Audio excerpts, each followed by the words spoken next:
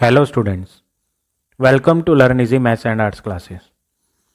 आज इस वीडियो में मैं आपको perimeter and area exercise number first D के रिमेनिंग क्वेश्चंस कराऊंगा। Up to question number 4 I had already explained you in the previous video. अगर आपने वो वीडियो नहीं देखी है तो लिंक आपको डिस्क्रिप्शन बॉक्स में मिल जाएगा। So today we will start from question number 5 question देखेंगे। The base of a triangle is 24 centimetre and the corresponding altitude is 16 centimetre. Altitude किसे कहते हैं? एल्टीट्यूड हाइट को कहते हैं। हाइट भी कह देते हैं इसे, परपेंडिकुलर भी कहते हैं। परपेंडिकुलर हाइट और एल्टीट्यूड एक ही चीज होती है। इन्होंने क्या बोला है? The base of a triangle is 24। तो सबसे पहले तो आप एक ट्राइंगल बनाएंगे, नेम भी ले लेते हैं triangle PQR।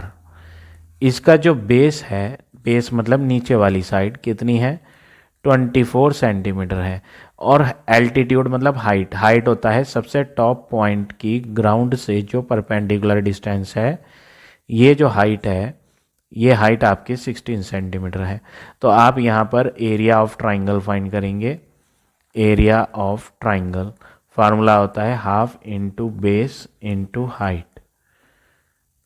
Half as it is, base में आप वैल्यू लेंगे 24 और हाइट आपको दी थी 16।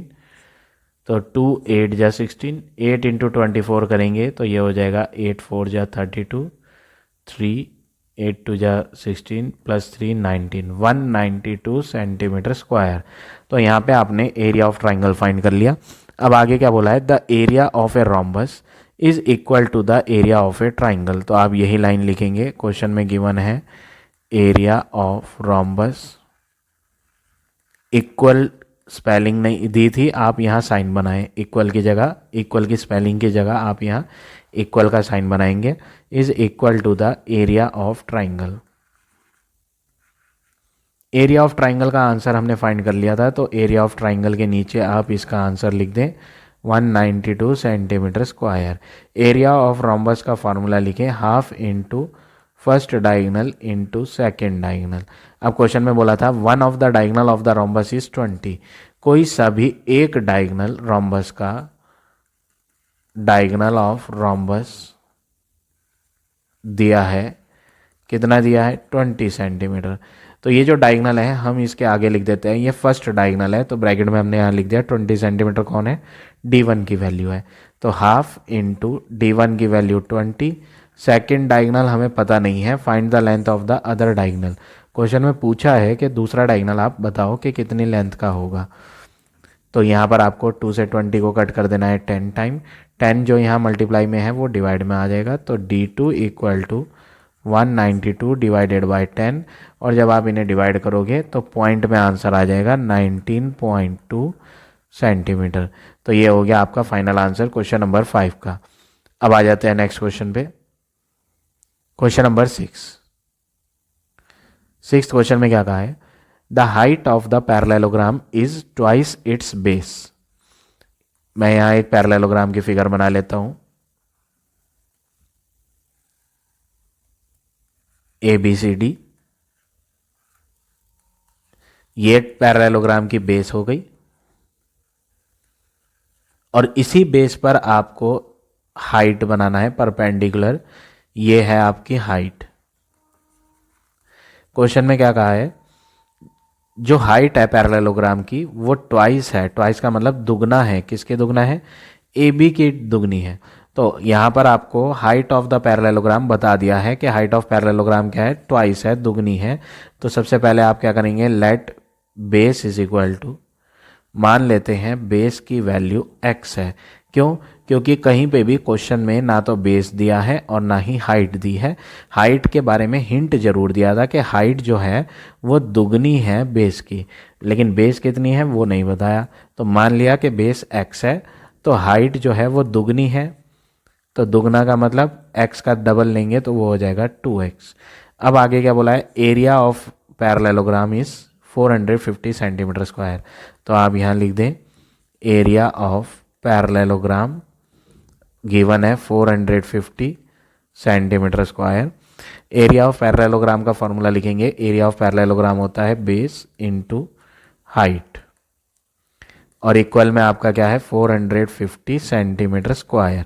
अब नेक्स्ट वर्क आपने क्या करना है, बेस की वैल्यू आपको दे रखी थी x, हाइट की बात करें तो हाइट 2x है, equal to 450, x into 2x करेंगे तो ये बन जाएगा 2x स्क्वायर इक्वल टू 450, 2 यहाँ मल्टीप्लाई से उधर डिवाइड में आएगा तो x square is equal to 450 divided by 2, और जब आप इन्हें कट करेंगे तो ये हो जाएगा 2 टू जा 4, 2 टू जा 4, 2 5 जा 10, तो x स्क्वायर का आंसर 225 आया।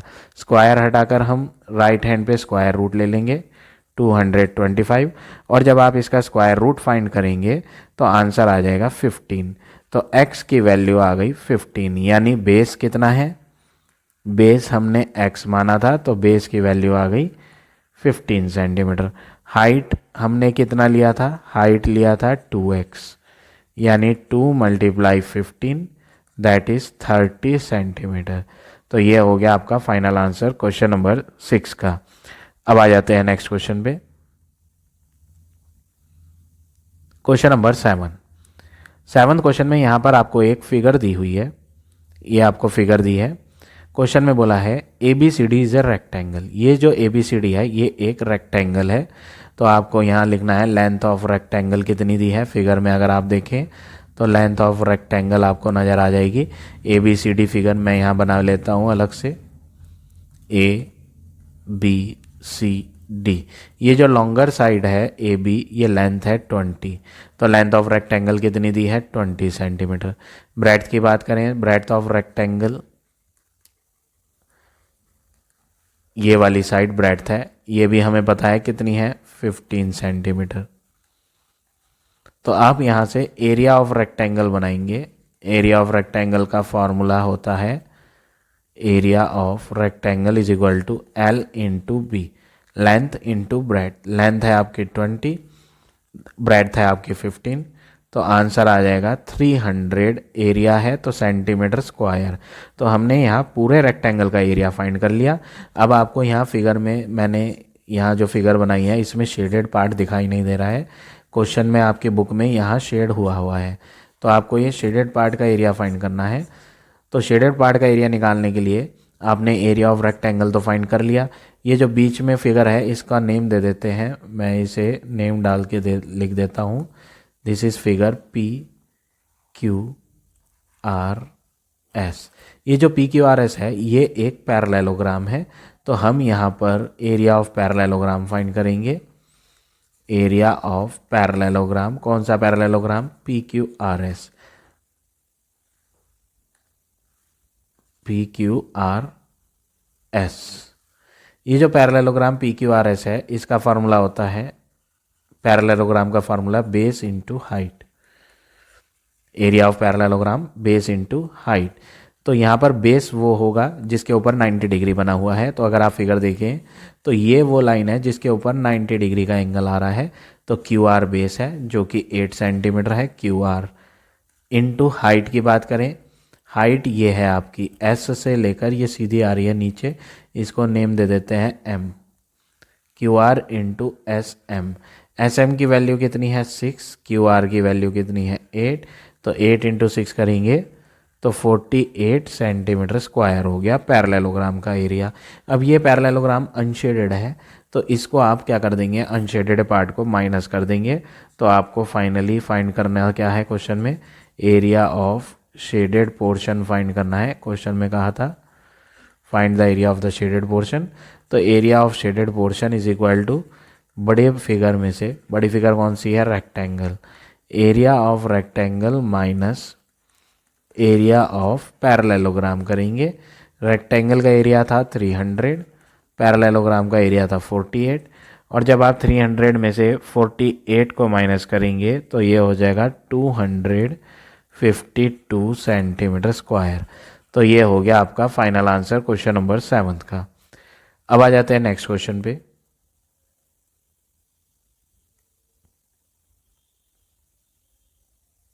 Question number 8। 8th क्वेश्चन में क्या कहा है, if the area of the rhombus is 96 centimetre square and one of its diagonal is 12 centimetre. क्या बोला इन्होंने, डायगोनल दिया है, एक डायगोनल दिया है, नाम दे देते हैं ये फर्स्ट वाला डायगोनल है, तो D1 है ये। D1 कितना दिया है? 12 सेंटीमीटर। दो डायगोनल होते हैं रोम्बस में, तो फर्स्ट डायगोनल D1 जो है वो 12 सेंटीमीटर है।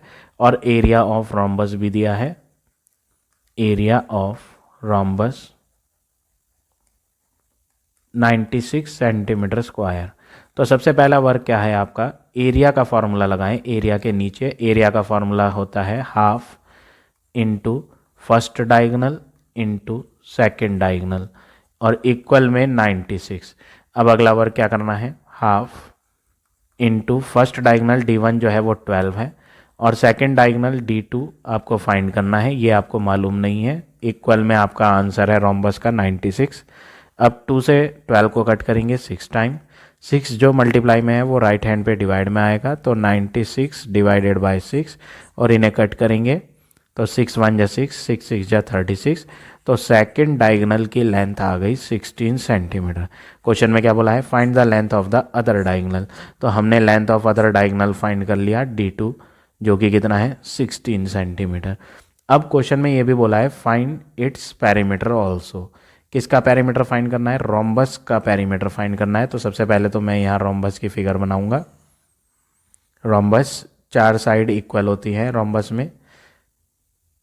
दोनों डायगोनल दिए थे हमें, पहला डायगोनल ये है और दूसरा डायगोनल आपका ये है। नेम भी ले लेते हैं रोम्बस का ABCD, और जहाँ दोनों डायगोनल इंटरसेक्ट करे थे वो पॉइंट हम O ले लेते हैं। तो यहाँ पर फर्स्ट डायगोनल जो है AC वो 12 दिया है, तो 12 का हाफ हाफ हो जाएगा, 6 इधर हो जाएगा और 6 इधर हो जाएगा। तो आप बोलेंगे AO डायगोनल की लेंथ और OC डायगोनल की लेंथ आधी आधी हो जाएगी। किसकी आधी आधी हो जाएगी? जो फर्स्ट डायगोनल 12 था, तो 6 सेंटीमीटर हो गई। इसी तरह दूसरा डायगोनल DB है, तो D2 का आंसर हमने यहाँ फाइंड करा है, सेकेंड डायगोनल 16 है, तो 8 इधर होगा और 8 इधर होगा, तो DO की लंबाई और OB की लंबाई ये दोनों हाफ हाफ होंगी सेकेंड वाले डायगोनल के, तो 16 का हाफ करेंगे तो आंसर हो जाएगा 8 सेंटीमीटर। तो यहाँ पर दोनों हमने हाफ हाफ क्यों कर रहे हैं वो ब्रैकेट में यहाँ आगे रीज़न लिखना पड़ेगा। दोनों में सेम रीज़न है। क्या रीज़न है? कि डायगोनल ऑफ रोम्बस जो होते हैं वो एक दूसरे को बाइसेक्ट करते हैं। Bisect means half half. Diagonal of rhombus bisect each other, ये प्रॉपर्टी हम यहाँ यूज़ कर रहे हैं और दोनों डायगोनल की लेंथ हमने हाफ हाफ कर दी। अब आप ये ट्राइंगल लेंगे, प्रीवियस क्वेश्चन में भी हमने वर्क करा था, ट्राइंगल AOB लें। AOB ट्राइंगल में आप जो है सबसे पहले AOB एंगल को 90 लेंगे, क्योंकि ये रोम्बस की डायगोनल की प्रॉपर्टी होती है कि दोनों डायगोनल एक दूसरे के परपेंडिकुलर होते हैं। तो पहला डायगोनल और दूसरा डायगोनल जहाँ टकराया था वहाँ 90 डिग्री के एंगल बनते हैं, क्योंकि diagonal of rhombus are perpendicular to each other. तो आप बोलेंगे एंगल AOB का आंसर 90 डिग्री होगा, क्योंकि प्रॉपर्टी है डायगोनल ऑफ रोम्बस जो होते हैं वो परपेंडिकुलर टू ईच अदर होते हैं, perpendicular to each other. Diagonal of rhombus are perpendicular to each other. इस तरह से यहाँ पर हमने ये 90 डिग्री एंगल ले लिया। अब आपको इस ट्राइंगल में दो साइड्स पता है। यहाँ पर मैं फिगर दोबारा बना लेता हूँ साइड में करके। ट्राइंगल AOB है जिसमें आपका 90 डिग्री ऊपर है, 90 के सामने वाली साइड हाइपोटेन्यूस होती है। ये आपका AO जो है वो डायगोनल का हिस्सा था जो कि 6 था, OB दूसरा डायगोनल का हिस्सा था जो कि 8 है। यहाँ पर आप पाइथागोरस थ्योरम यूज़ करेंगे, hypotenuse square equal to perpendicular square plus base square. Hypotenuse 90 के सामने होती है जो कि AB है, आपको पता नहीं है कितनी है। परपेंडिकुलर और बेस वो होती है जिनके बीच में 90 बन रहा है। एक 90 जिस साइड के बीच में बन रहा है वो ये है और दूसरी साइड ये है, तो एक परपेंडिकुलर होगी और दूसरी बेस होगी। तो परपेंडिकुलर में तो आप ले लें 6 का स्क्वायर और बेस में आप ले लें 8 का स्क्वायर। तो 6 का स्क्वायर हो जाएगा 36, 8 का स्क्वायर हो जाएगा 64, AB स्क्वायर। तो जब आप इन्हें ऐड करेंगे तो ऐड करके बन जाएगा 100 और जो स्क्वायर था वो हटकर बन जाएगा स्क्वायर रूट। तो ए बी का आंसर स्क्वायर रूट 100 आया और 100 का स्क्वायर रूट करेंगे तो आंसर आ जाएगा 10 सेंटीमीटर। तो ए बी आ गई आपकी 10 सेंटीमीटर। और ये जो ए बी है ये ए बी रोम्बस की साइड है। ए बी एक साइड है रोम्बस की। तो अब आप पेरीमीटर ऑफ रोम्बस का फॉर्मूला लिखेंगे। रोम्बस में चारों साइड बराबर होती है तो पेरीमीटर ऑफ रोम्बस जो है वो स्क्वायर वाला ही फार्मूला होगा। स्क्वायर का पेरीमीटर क्या होता है 4 इंटू साइड। इसी तरह पेरीमीटर ऑफ रोम्बस भी 4 इंटू साइड होगा। तो 4 इंटू 10 करेंगे तो फाइनली आपको पेरीमीटर ऑफ रोम्बस मिल जाएगा 40 सेंटीमीटर। तो इस तरह से आप ये क्वेश्चन नंबर 8 करेंगे। So now this exercise is over. I hope आज का पढ़ाया हुआ टॉपिक आप सबको समझ आ गया होगा। If you like my way of teaching then please like, comment और शेयर ज़रूर करें। In the next video I will give you next exercise.